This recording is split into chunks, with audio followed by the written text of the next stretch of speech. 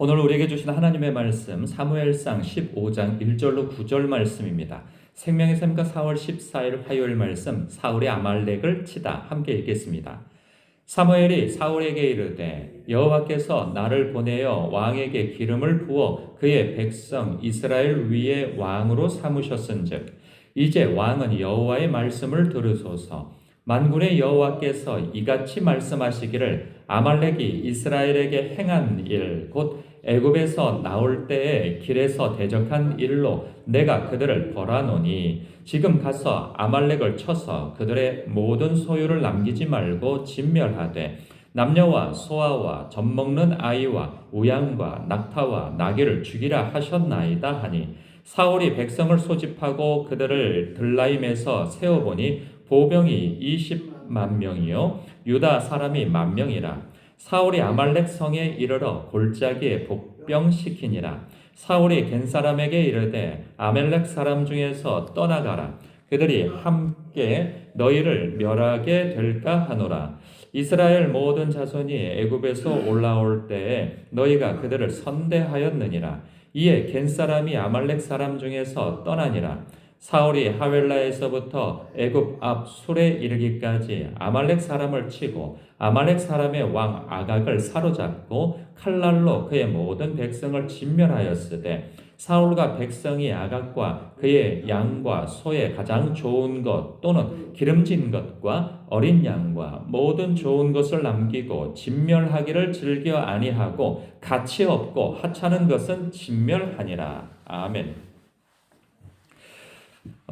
오늘 이 길지 않은 본문인데요. 이 본문 속에 하나님의 성품, 즉 하나님은 어떤 분이신가의 여러 면을 우리가 알 수 있는 정보가 들어있음을 봐요.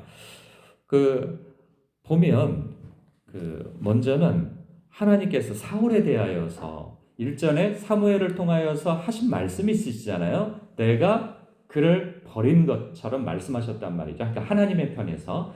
그래서 이제 그의 왕위를 빼앗아 다른 이에게 넘기겠다 이렇게 말씀하셨어요. 그러니까 폐위를 선언하셨단 말이죠.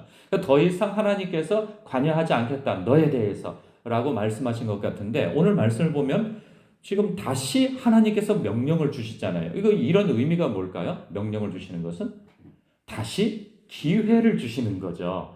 그러니까 하나님은 제가 이런 장면에서 참 은혜를 느껴요. 뭐냐면 우리의 삶 속에서도 스스로 이렇게 느낄 때가 있어요. 하나님이 나 같은 것을 쓰시겠는가? 그러니까 그 근거는 뭐냐면 나의 약함과 못남과 게으름 그리고 죄악 이러한 것들을 스스로 발견되어질 때 하나님께서 나 같은 것을 계속 쓰시겠는가? 그리고 하나님께서 나 같은 자를 기뻐하시겠는가라고 생각하면서 하나님이 뭐라고 말씀하시지 않는데 스스로 생각하면서 자격지심에 스스로를 놔버릴 때가 있어요. 그리고 또 아주 근거가 없는 것은 하나님 즉 성령님에 가까울수록 어찌 보면 기쁨이 크고 평강이 있겠으나 강한 빛에 노출되어진 나 자신이 어느 때보다도 죄가 발견되어지고 그런 것 때문에 좌절할 때가 있어요. 나는 왜 이렇게 죄인일까? 나는 왜 이렇게 굳건하지 못할까? 이제 이러한 생각 속에서 자책감에 홀로 넘어질 수가 있어요. 그런데 설령 하나님께서 놔버리시고 징계하시고 크게 호통을 치시고 그럴 수 있으나 하나님께서는 그렇다고 완전 놔버리시는 하나님은 아니시다 하는 거예요.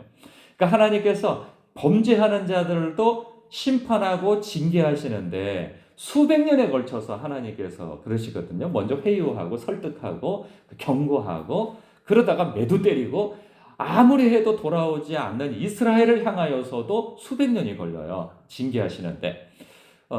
그리고 또 아말렉에 대해서도 그렇잖아요. 하나님께서 충분한 시간을 주셔요. 출애굽 때 이스라엘 백성을 괴롭히고 공격하고 대적했던 게 꽤 오래전 일이란 말이죠. 그럼에도 불구하고 하나님께서 오랜 세월 기회를 주시는데 회개하지 않는 거예요. 그러니까 여기서 보면 사울에 대해서도 하나님께서 다시금 기회를 주시는 거죠. 가서 그들을 진멸하라 라고 한 데서는 기회를 주시는 거예요.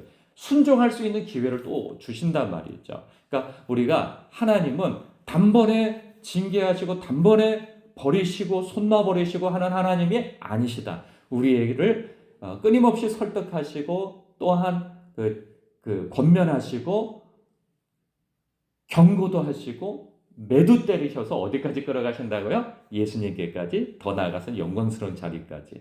그러니까 하나님 우리를 붙잡은 손을 놓지 않으신다 하는 거예요.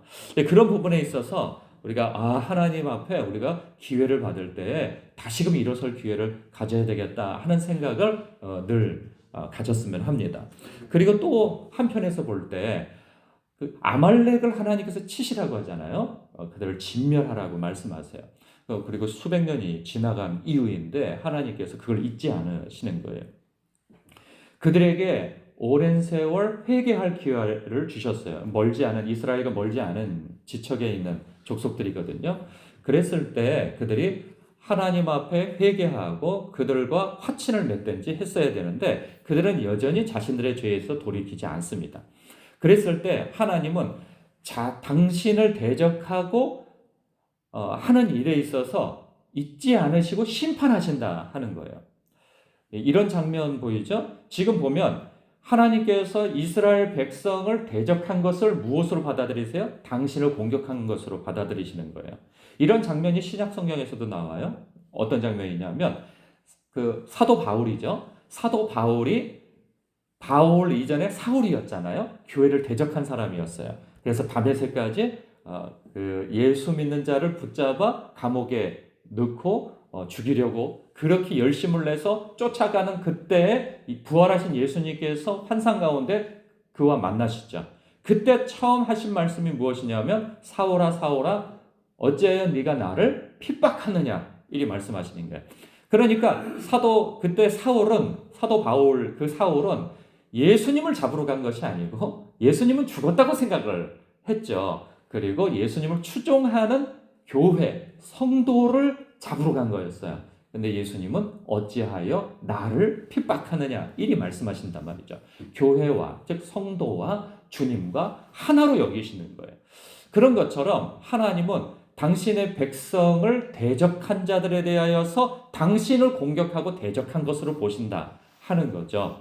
그랬을 때 회개하지 않는 그들에 대하여서 하나님은 어떤 마음을 가지고 계시는가? 심판하실 마음을 가지고 계신다는 거예요. 무서운 심판이 그들에게 남겨져 있다는 거죠. 그러니까 그 심판을 이제 내가 통로가 되어져서 하라는 거죠. 사울에게. 이 회개하지 않는 그들에 대해서 하나님께서 이렇게 심판하신다라고 하는 무서운 심판에 대해서 한 일면을 볼 수 있고, 그렇다고 한다면 이때의 이 성경시대 때의 사울에게는 하나님께서 그들을 물리적으로 다 멸하라 하는 아주 무서운 그러한 명령을 주신단 말이에요. 그랬을 때 그럼 오늘날은 하나님을 대적하고 교회를 대적하는 사람들이 있어요. 그러면 하나님께서 이 사울에게 명령하시는 것처럼 그들을 가서 다 진멸하라 이런 명령을 하실까요? 이제는 명령이 달라요. 이제 신약시대 때 예수님은 뭐라고 말씀하시는가? 원수를 위하여 기도하라. 그 원수는 누구예요? 나를 대적하고 나를 공경에 빠뜨리고 손해를 입히고 하는 그러한 대상과 사람일 수 있겠으나 더 본질적으로 보면 주님을 대적하고 주님의 몸된 교회에 고난을 주고 하는 그런 사람이 되겠죠. 그걸 모함하고 교회에 큰 환란을 일으키는 그런 사람에 대해서 어떻게 하라? 가서 진멸하고 대적하고 죽여라 이런 말씀이 아니고 그를 위해서 기도하고 원수를 사랑하고 오른쪽 뺨을 때리거든 왼쪽 뺨을 돌려대며 너의 옷을 벗겨 먹으려고 하면 속옷까지 벗어주고 억지로 오리를 가자면 심리도 가주라. 주님께서 원수에 대하여서 그런 사랑과 기다림과 기회를 주시는 하나님이신 것처럼 너희도 하나님의 그 사랑과 인내로서 은혜로서 구원을 얻은 것처럼 사랑을 입은 것처럼 너희도 그 사람들에 대해서 그렇게 호의를 베풀라 하는 말씀을 주시는 거죠. 그러니까 우리도 개인적으로 그럴 수 있습니다. 우리의 삶 속에서 용서 못하는 사람이 있어요. 못할 사람이. 그 멀리 있지 않아요. 대부분은 다 가까이에 있어요. 그 가까운 사람이 그 말을 함부로 하고 태도를 무례하게 하고 그리고 나에게 손해를 입히고 그리고 또 뻔뻔하고 자신의 잘못을 깨닫지 않고 이럴 때 화가 나죠. 우리는 대부분 이렇게 생각합니다. 나에게 잘하는 사람은 선한 사람이고 나에게 잘못한 사람은 악한 사람이라고 치부하는 경향이 있어요. 그런데 우리 하나님의 사람들은, 기도하는 사람이요, 성도는 나를 기준으로 선과 악을 판단하는 사람이 아닙니다.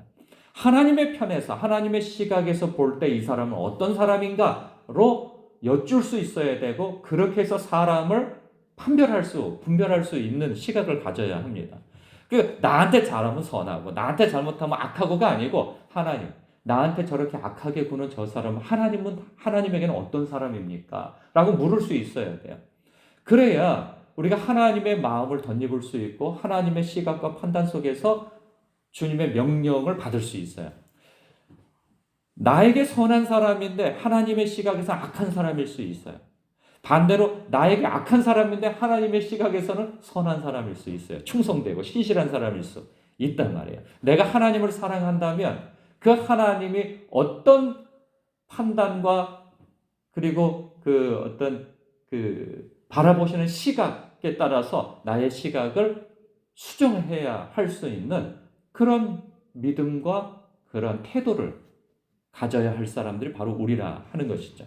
그래서 여기에서 주님께서 사울에게 너는 지금 가서 이렇게 저렇게 해라 라고 하는 그 말씀처럼 우리에게도 동일하게 주시는 명령이 있을 수 있어요. 그게 사람일 수 있고요. 어떤 일에 대해서일 수도 있고요. 환경을 대하는 나의 태도일 수도 있고요. 주님께서 너는 가서 그 사람에 대해서 이렇게 저렇게 해라. 너는 교회에 대해서 이렇게 저렇게 해라. 너는 그 환경 속에서 이렇게 저렇게 하여라. 라고 하는 그런 말씀이 저마다 다 달리 주실 수 있단 말이죠. 그럴 때 우리는 주님 앞에 어떤 태도를 가져야 하느냐는 거예요. 우리는 다 알죠? 순종해야 하는 것이죠. 그런데 그 순종에 있어서 사울이 순종하는 형태를 띄어요. 그렇죠? 즉시로 순종합니다. 왜? 자신감이 충만하죠. 왜? 하나님이 나에게 명령하셨어. 그리고 승리를 약속하셨어. 그러니까 순식간에 병력을 모아서 쳐들어가죠. 그리고 난 다음에 용맹스럽게 싸워서 승리합니다. 그런데 그 다음 일이 무엇입니까? 분명히 순종하였는데 완전히 순종하지 않아요. 다 진멸하고 하나도 취하지 말라고 했는데 그 가운데서 왕을 자기 독단적으로 선의를 베풀어 그를 살려두고 또한 쓸만한 사람들을 또 남겨두고 또 쓸만한 짐승들을 남겨두어서 자기의 왕위를 견고하게 세우려고 하는 그러한 선택을 하게 되어집니다. 그것은 하나님 앞에 온전한 그 명령에 대한 순종이 아니라 적당히 하여서 자기의 유익을 취하려고 하는 그러한 경향성을 띠고 있죠. 이것 때문에 하나님 앞에 완전히 버림받게 되어져요. 우리의 삶 속에서도 하나님 이거는 아닙니다. 이건 이럴 수 없습니다. 저건 저럴 수 없습니다. 라고 하는 그러한 이 겉으로는 순종하는 모양새를 띠지만 온전한 순종을 하지 않고 자기 중심적 분별과 선택적 순종을 하는 것으로 불순종하는 것은 아닌지 스스로 돌아보아 이 말씀을 묵상하면 참 신앙적으로 유익이 되겠다 하는 생각을 갖습니다. 기도하겠습니다.